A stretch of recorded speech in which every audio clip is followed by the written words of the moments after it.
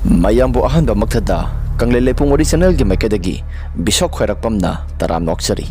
channel asina ngasisu tabada kitujungba phawraba subscribers nga thabira pa wari ama mayamda khudol tamjage haiduna poduna laksari wari asi lithok charapa matamda soikiba langkiba kaya yarabosu mayamna nusibiduna ngakpiu haiduna hajari aduga amana channel asibu mapung phanba matamda sarugya biboina adomadamna like amadi subscribe share to biro mahaduna jari subscribe to matamda bell icon du on to biro mathangi wari thaglapa matamda adomadamgi phone da phangna bagidamakta adu de wari sia hongna bataujarake thaudo sing asidagi na sahi tare muki mamangi wari amakakni aigi ming sanathoi kawi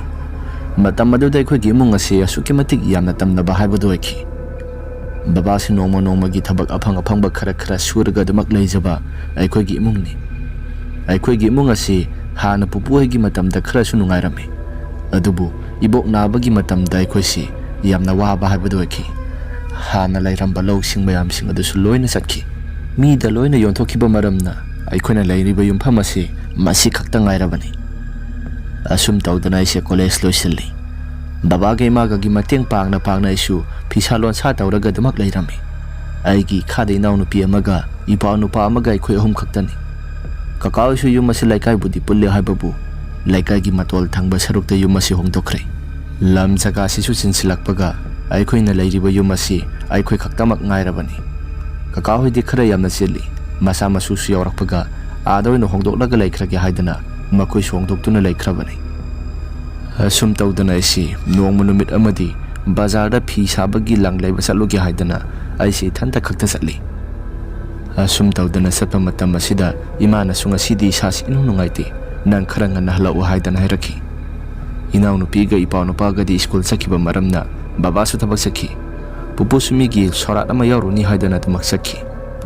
aisu hoi haidana tumak satli imama thanta khakta nga heurabani asum tawdana isi pung ama tarak panungthal gi matam maduda aisi yum dhalakli madugi tanjadu de imana sumni papa khana hiraki ibema nang hausi tahlak pada ngai ribra hoima kaidoragi kaino haisibo aibo hausi ta nangi khonjal ta ki bataine aidi sasi tum tharurabani aduda ima hairaga aibo amutang kaurakpaduda nangi khonjal mali haidana yengthobada kanagumba amata suleiramde As karino gyamenga amate hektadi ima aidi hausi tahlak pada ngai ri ima gi wakhal na oiram labadi as khangdre de bema mangna oiribra natraga taibang phawna hek tawrak libra ai buisa si gyamenga ita hekta khidreda asi hairaga ima do wakhal oiram gani haidana isia dumak thimjilami ngai haktang leiraba matung dai si sai sing cha thokli isa siwa suwa paga ai sing haktang oiraba sutum thagi haidana tumtha duna leiringai matamni numidang wairam gi matam osilakpaga yumthang nariba ahal ipu asi mahak si aikhoi gi yum tamna prap laklaga aikhoi gi yum yai sida mahak su I mayam ama haidok tuna I mayam adu gi marak tamasa si jagoi saraga thang tel mayam ama pairaga masasi kari gumba ma itawk tawraga lai gi tingi kari gumba ma itawk tawraga masasi thak nikna jagoi saba ama ina uba horaklami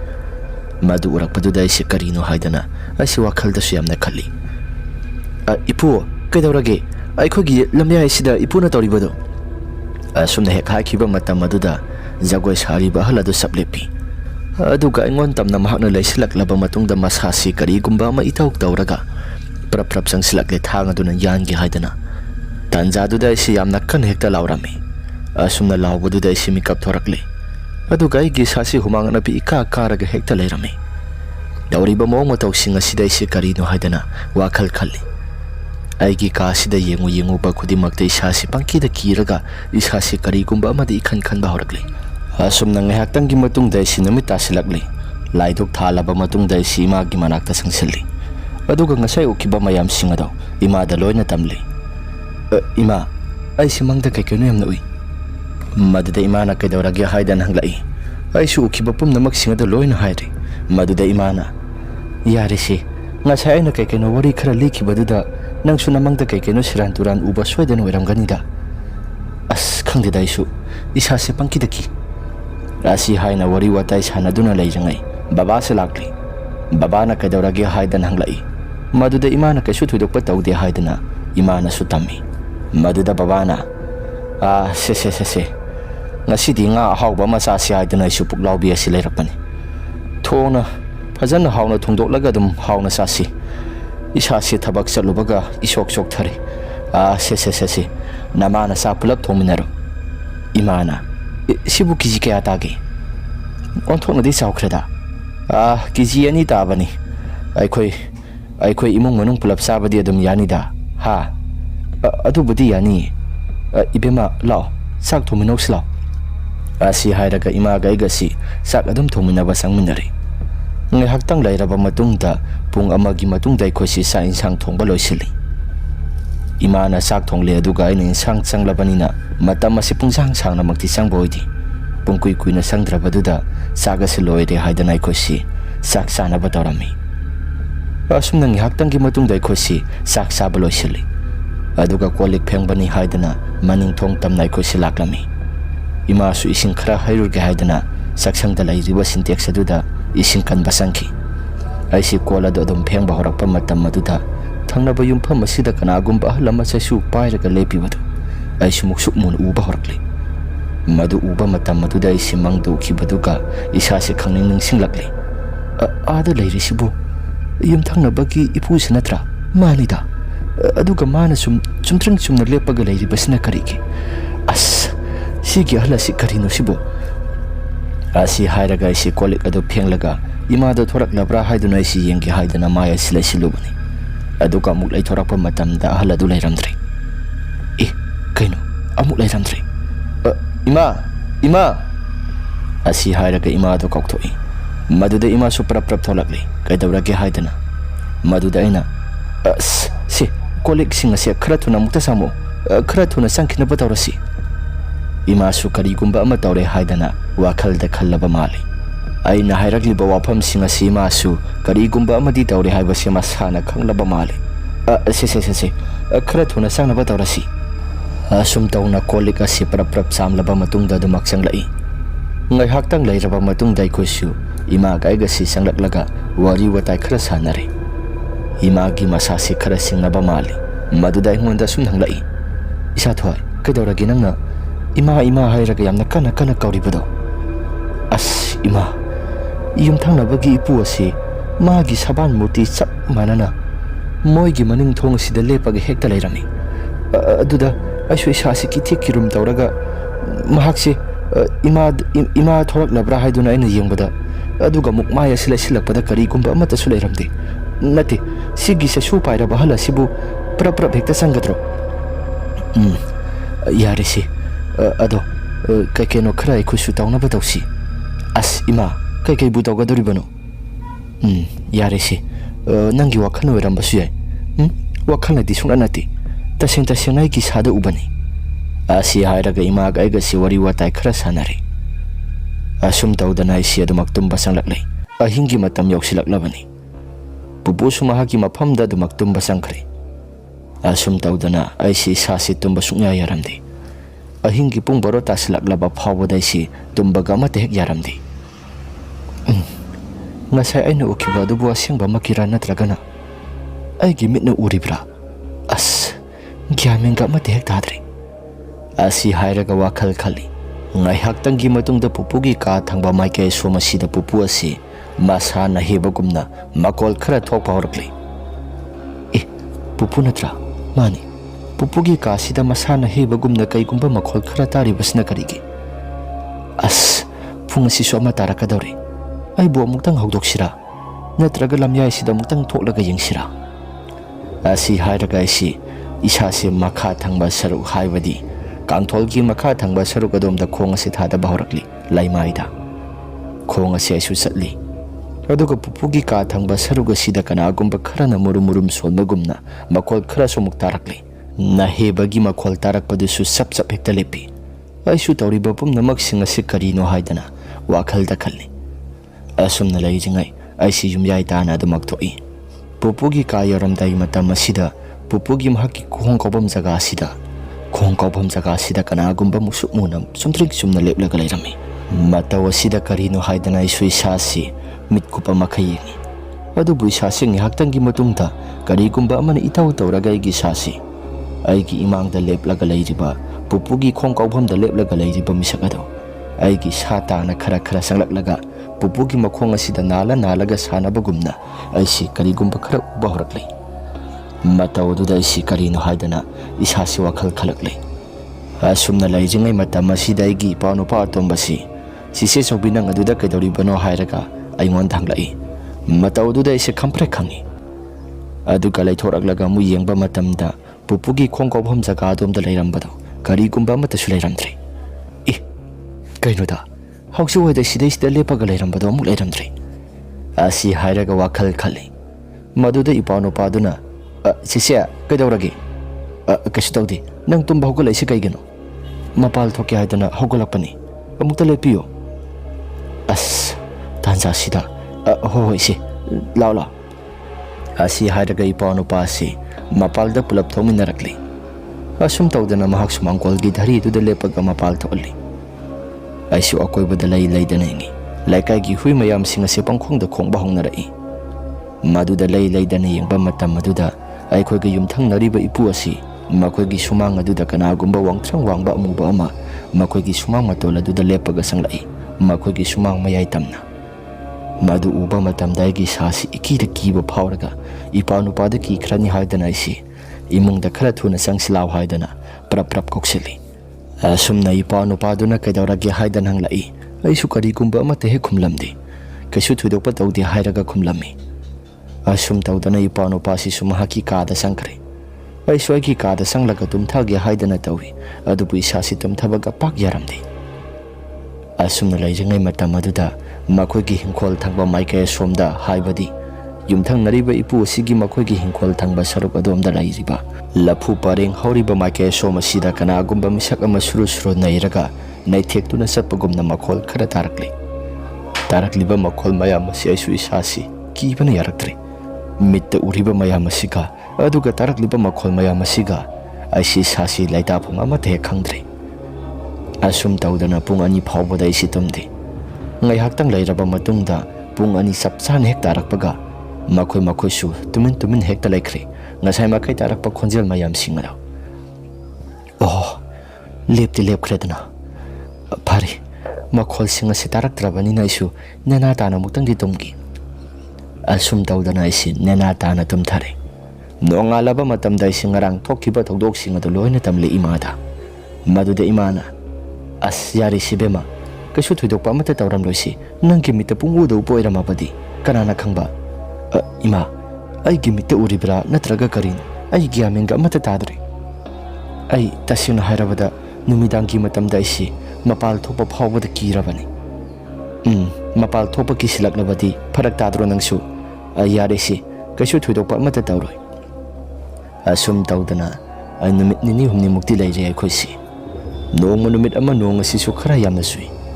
ꯑꯩꯈꯣꯏꯒꯤ ꯃꯅꯤꯡ ꯑꯁꯤ ꯍꯥꯟꯅꯗꯒꯤꯁꯨ ꯏꯁꯪ ꯈꯔ ꯌꯥꯝꯅ ꯀꯥꯕꯅꯤ, ꯑꯗꯨꯕꯨ ꯅꯨꯡꯁꯥ ꯊꯣꯛꯄ ꯃꯇꯝ ꯑꯣꯏꯕꯅꯤꯅ ꯏꯁꯪ ꯀꯥꯔꯕꯁꯨ ꯀꯌꯥ ꯊꯣꯏꯗꯣꯛꯅ ꯅꯥꯟꯕꯃꯛꯇꯤ ꯑꯣꯏꯗꯦ꯫ ꯑꯗꯨꯕꯨ ꯑꯩꯈꯣꯏꯒꯤ ꯃꯅꯤꯡ ꯊꯪꯕ ꯁꯔꯨꯛ ꯑꯁꯤꯗ ꯂꯦꯇ꯭ꯔꯤꯟ ꯑꯁꯤ ꯂꯩꯕ ꯃꯔꯝꯅ ꯅꯣꯡ ꯆꯨꯔꯛꯄ ꯃꯇꯝꯗ ꯆꯠꯊꯣꯛ ꯈꯣꯠꯇꯣꯛꯄꯗ ꯈꯔ ꯆꯦꯛꯁꯤꯟ ꯁꯥꯖꯤꯟꯅ ꯆꯠꯀꯗꯕ ꯃꯗꯨꯒꯤ ꯇꯥꯟꯖꯥꯗ ꯑꯣꯏꯔꯝꯃꯤ꯫ ꯅꯨꯃꯤꯠ ꯑꯃ ꯅꯨꯃꯤꯗꯥꯡ ꯋꯥꯏꯔꯝ ꯑꯣꯏꯔꯛꯀꯗꯕ ꯈꯔ ꯋꯥꯠꯂꯤꯉꯩ ꯃꯇꯝ ꯑꯁꯤꯗ ꯑꯩꯈꯣꯏꯒꯤ ꯄꯨꯄꯨ ꯑꯁꯤ ꯃꯈꯣꯡ ꯍꯥꯝꯒꯦ ꯍꯥꯏꯗꯅ ꯂꯦꯇ꯭ꯔꯤꯟ ꯊꯪꯕ ꯁꯔꯨꯛ ꯑꯗꯣꯝꯗ ꯏꯁꯤꯡ ꯕꯥꯔꯇꯤꯟ ꯑꯃ ꯄꯥꯏꯔꯒ ꯊꯣꯛꯈꯤ꯫ ꯃꯇꯝ ꯑꯗꯨꯗ ꯕꯕꯥꯅꯁꯨ ꯏꯄꯨꯗ ꯑꯁꯨꯝꯅ ꯍꯥꯏꯈꯤ, ꯕꯥꯖꯦ, ꯑꯩ ꯁꯧꯔꯥ? ꯌꯥꯅꯤꯗ, ꯑꯩ ꯏꯁꯥ ꯑꯁꯨꯛ ꯌꯥꯝꯅ ꯀꯜꯂꯤꯕꯁꯤꯗꯤ ꯆꯠꯄ ꯉꯝꯗꯕꯃꯨꯛꯁꯨ ꯅꯠꯇ꯭ꯔꯤ꯫ ꯌꯥꯅꯤ, ꯀꯩꯁꯨ ꯊꯣꯏꯗꯣꯛꯄ ꯇꯧꯔꯣꯏꯗ, ꯅꯣꯡ ꯈꯔ ꯆꯨꯕꯁꯤꯗ ꯅꯥꯜꯂꯤ ꯍꯥꯏꯕꯒꯤ ꯋꯥꯅꯤ꯫ ꯌꯥꯅꯤ꯫ ꯇꯁꯦꯡꯅ ꯍꯥꯏꯔꯕꯗ ꯑꯩꯈꯣꯏꯒꯤ ꯄꯨꯄꯨꯁꯤ ꯃꯁꯥ ꯑꯁꯨꯛꯀꯤ ꯃꯇꯤꯛ ꯌꯥꯝꯅ ꯀꯟꯅ ꯂꯩꯔꯤꯕꯅꯤ꯫ ꯑꯗꯨꯕꯨ ꯏꯈꯪ ꯈꯪꯍꯧꯗꯦ ꯄꯨꯄꯨꯁꯤ ꯄꯔꯞ ꯆꯠꯂꯒ ꯂꯦꯇ꯭ꯔꯤꯟ ꯌꯧꯔꯝꯗꯥꯏꯒꯤ ꯃꯇꯝ ꯑꯗꯨꯗ ꯃꯁꯥꯁꯤ ꯅꯥꯟꯊꯣꯛꯔꯦ, ꯅꯤꯡꯒꯣꯡꯅ ꯌꯩꯈ꯭ꯔꯦ꯫ ꯑꯗꯨꯒ ꯃꯍꯥꯛ ꯑꯁꯤꯁꯨ ꯃꯁꯥꯁꯤ ꯍꯧꯒꯠꯄ ꯉꯝꯗ꯭ꯔꯦ ꯍꯥꯏꯗꯅ ꯑꯗꯨꯃꯛ ꯂꯥꯎꯗꯅ ꯀꯧꯔꯛꯂꯤ ꯕꯕꯥꯒꯤ ꯃꯤꯡ ꯑꯁꯤ꯫ ꯕꯕꯥꯁꯨ ꯀꯩꯗꯧꯕ ꯌꯥꯎꯔꯒꯦ ꯍꯥꯏꯗꯅ ꯄꯔꯞ ꯊꯣꯛꯏ꯫ ꯄꯨꯄꯨꯅ ꯂꯩꯔꯝꯂꯤꯕ ꯐꯤꯕꯝ ꯑꯗꯨꯗ ꯕꯕꯥꯅ ꯑꯁꯨꯝꯅ ꯍꯥꯏꯈꯤ, ꯑꯁ ꯕꯥꯖꯦ, ꯑꯩꯅ ꯉꯁꯥꯏ ꯁꯧꯒꯦ ꯍꯥꯏꯔꯦ꯫ ꯁꯦ ꯑꯃꯨꯛꯇ ꯆꯤꯡꯈꯠꯂꯣꯁꯦ, ꯑꯩꯒꯤ ꯏꯁꯥꯁꯦ ꯀꯔꯤꯒꯨꯝꯕ ꯑꯃ ꯇꯧꯈ꯭ꯔꯦ, ꯅꯤꯡꯒꯣꯡ ꯑꯁꯤ ꯁꯨꯖꯤꯟꯈ꯭ꯔꯕ꯭ꯔꯥ ꯀꯔꯤꯅꯣ? ꯑꯁꯤ ꯍꯥꯏꯔꯒ ꯄꯨꯄꯨꯁꯤ ꯆꯩꯅꯥꯈꯣꯜ ꯈꯪꯂꯝꯃꯤ꯫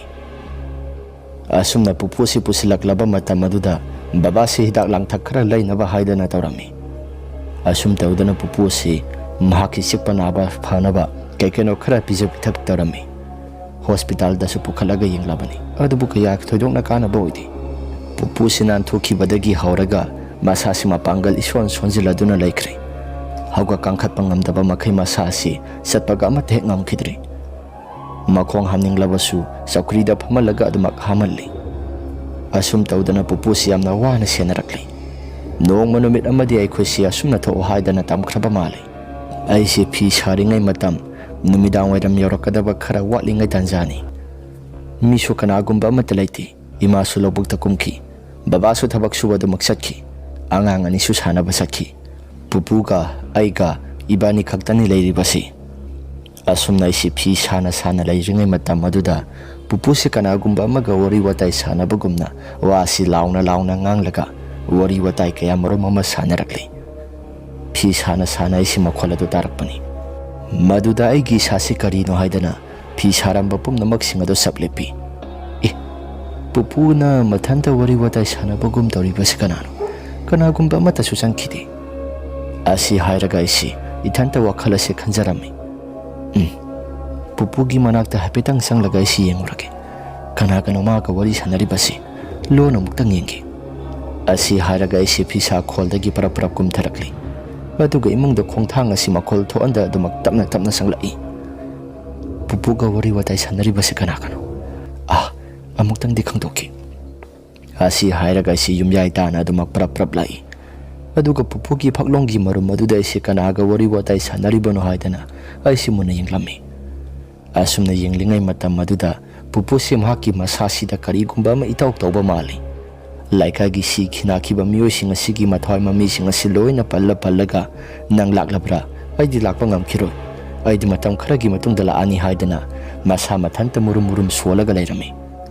madogi matawdu ubadai gi sasi laika gi si khina khiba mi singa sigi maming pallaga pupuna tawri basi karino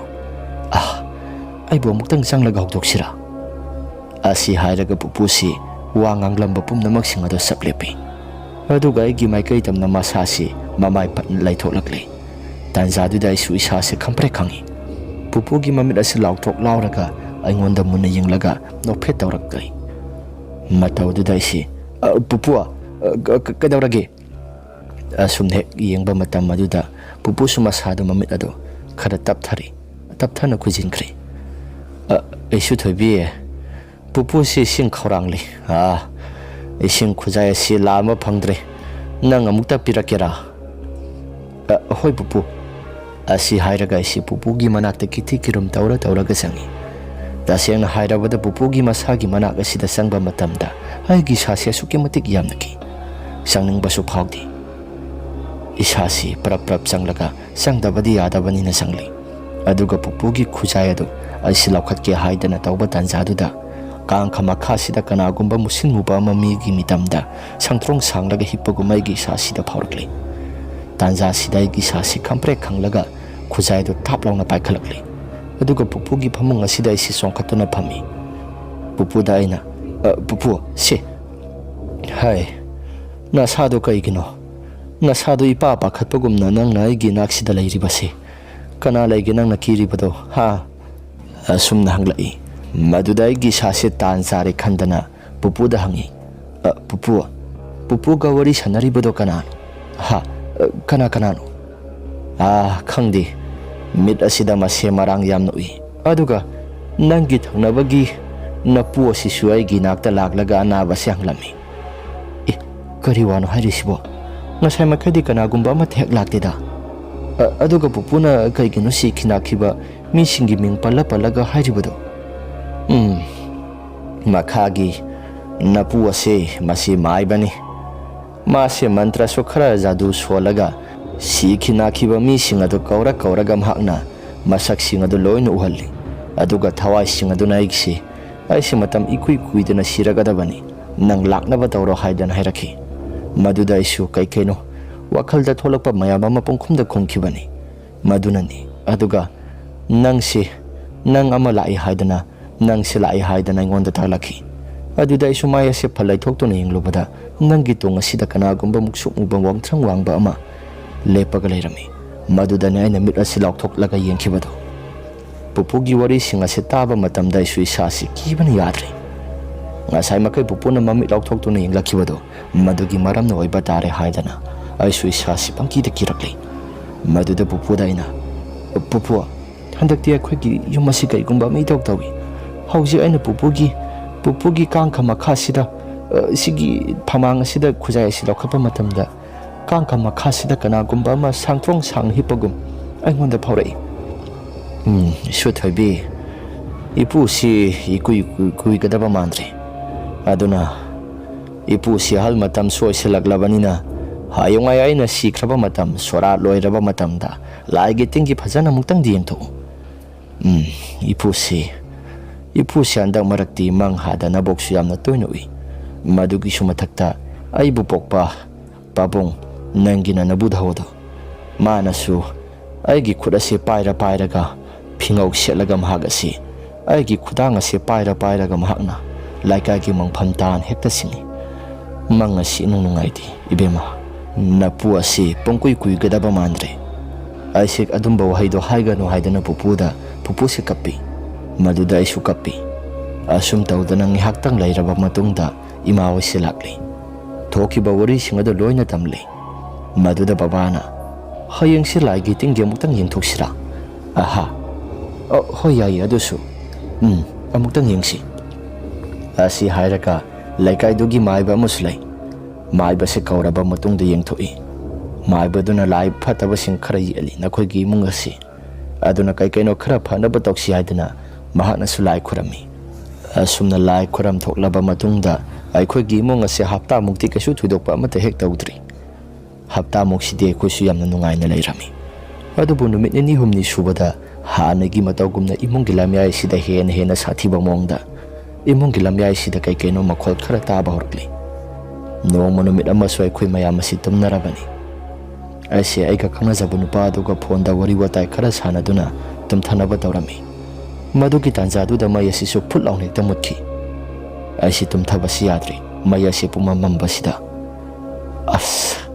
tumthabasi somate hek yaruidri kamai tawdibasidi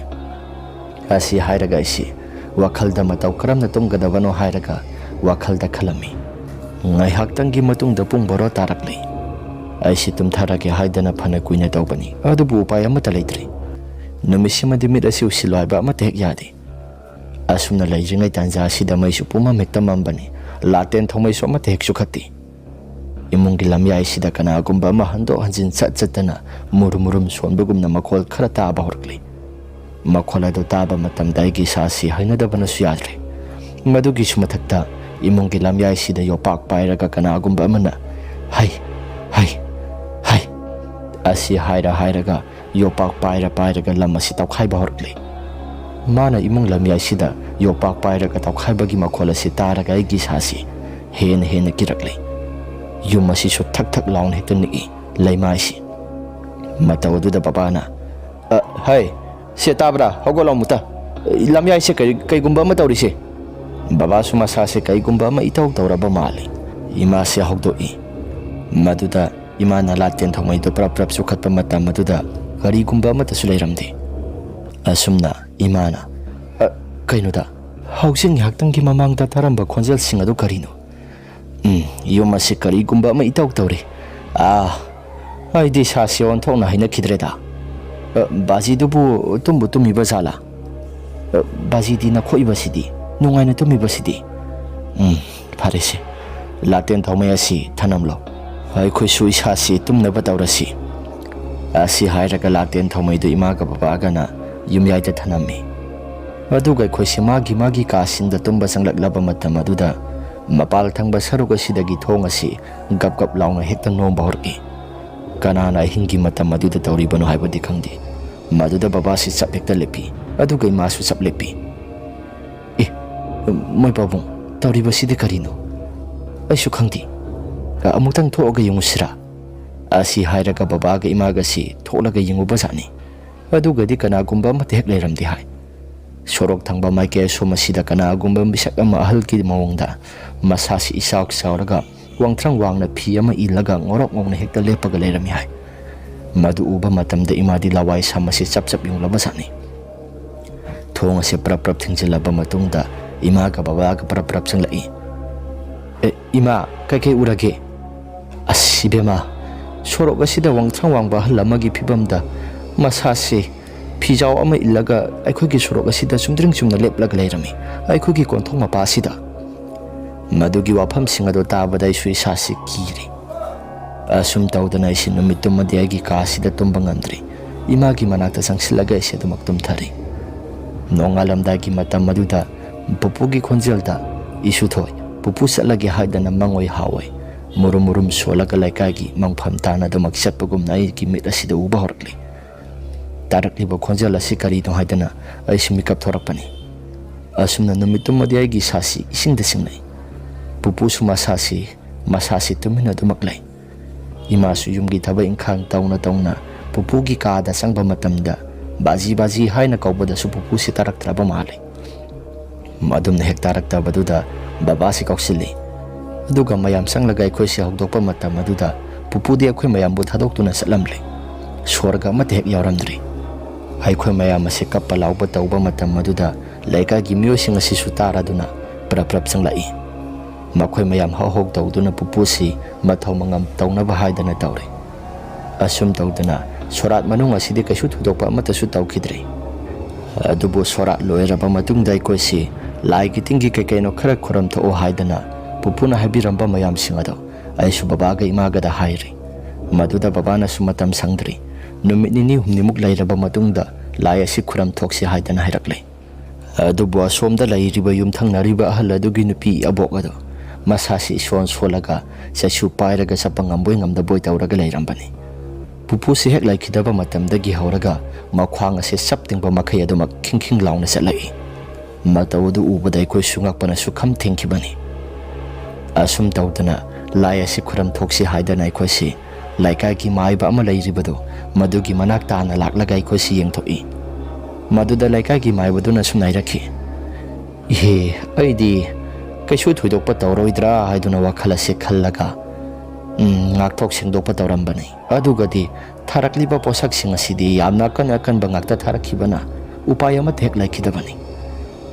nakhoi napasi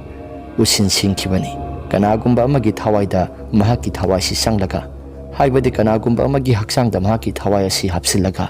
mapangan kannaba haidana tawkhibani haikhoisu singnare matuda babana kanano haidana hangba matamda yumthangnaba nangi nakhura duni sakaidi tinadaba nakhura duni haidana hairakhi madugi nupido maduda nangi babagi thawai simhaknu sinsillaga maduda sanghankibani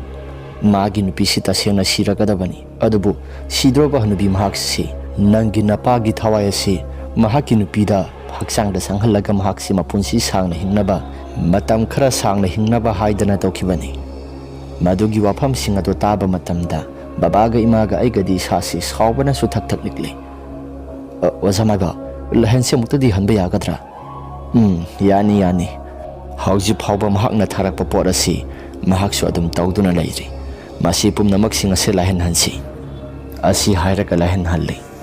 asum tawdana maibaduna lai khoramba pungloi loisilaba matungda mahakna hairakhi